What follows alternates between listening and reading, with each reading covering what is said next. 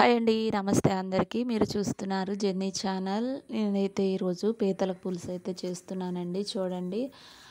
ఇవి అయితే fish harbour దగ్గర నుంచి అయితే మా వారు తీసుకొచ్చారనమాట. చూడండి చక్కగా నీట్గా అయితే వాష్ చేసుకున్నాను. ఇప్పుడైతే నేను కర్రీ ఏ విధంగా చేస్తాననేది అయితే చూసేయండి. ముందుగా అయితే వెడల్పు లాంటి కళాయి తీసుకున్నాను. ఇందులో ఆయిల్ వేసుకున్నానండి. ఆయిల్ హీట్ అయిన తర్వాత కట్ చేసుకున్న ఆనియన్స్, పచ్చిమిర్చి వేసుకుని చక్కగా ఒకసారి కలిపేసుకుని అయితే మూత పెట్టి మగ్గించుకుందామండి ఒక 5 మినిట్స్. ఇలా మూత పెట్టి మగ్గించుకుంటే ఆనియన్ త్వరగా కుక్ అవుతుందన్నమాట. ఇంకా కాసేపు ఇలా అయింది కదా, ఇప్పుడైతే ఒకసారి మూత తీసి చూద్దామండి. చూస్తారా, ఉల్లిపాయ అయితే చక్కగా కుక్ అయిపోయింది.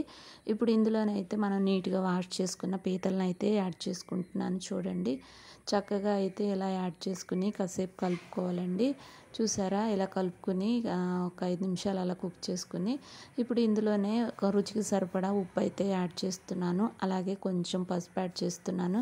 ప్లీజ్ అండి, ఎవరు నా వీడియోని స్కిప్ చేయవద్దండి. ప్లీజ్ చివరి వరకు చూడండి, చాలా బాగుంటుంది వీడియో అయితే. చూసారా, ఇలా వేసుకున్నాను కదా, ఇప్పుడైతే ఒకసారి కలిపేసుకుని మూత పెట్టుకుందాం. ఒక 5 నిమిషాలు 10 మినిట్స్ కుక్ చేసుకున్నానండి. ఇప్పుడైతే మూత తీసి చూస్తున్నాను. చూసారా చక్కగా కుక్ అవుతుంది కదా. ఇప్పుడు ఇందులో అయితే నేను టమాటాస్ అయితే పేస్ట్ చేసుకున్నానండి. ఆ పేస్ట్ అయితే యాడ్ చేస్తున్నాను. ఇలా టమాటా పచ్చివాసన పోయే వరకు అయితే వేయించుకోవాలి. ఇలా వేయించుకున్న తర్వాత మనం ఒక 2 స్పూన్స్ అయితే అల్లం వెల్లుల్లి పేస్ట్ కూడా యాడ్ చేసుకుంటున్నాను. చూడండి, అల్లం వెల్లుల్లి పేస్ట్ కూడా చక్కగా ఫ్రై అయిందండి. ఇప్పుడైతే ఇందులో నేను తగినంత కారం అయితే యాడ్ చేస్తున్నాను. పీతలకి కొంచెం కారం పడుతుందండి.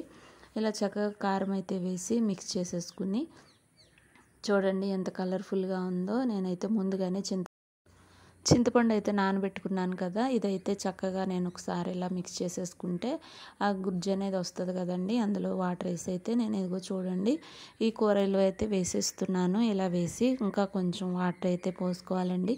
అంతే, ముక్క ఉడకాలి కదా. ఇంకా కొంచెం వాటర్ అయితే యాడ్ చేసేసి మూత పెట్టి అయితే కుక్ చేసుకుంటున్నాను. చూడండి ఫైనల్గా కర్రీ చూడండి, ఆయిల్ బయటకు వచ్చి అయితే చక్కగా పీతల పులుసు అయితే రెడీ అయిపోయింది.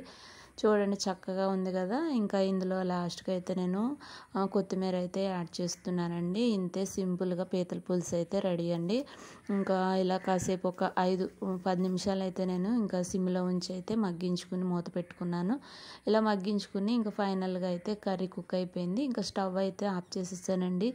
చూడండి టేస్టీ అండ్ ఎమ్మీ పీతల పులుసు అయితే రెడీ అండి. ప్లీజ్ అండి, నా వీడియో స్కిప్ చేయకుండా చూసి లైక్ చేయండి, షేర్ చేయండి, కామెంట్ చేయండి.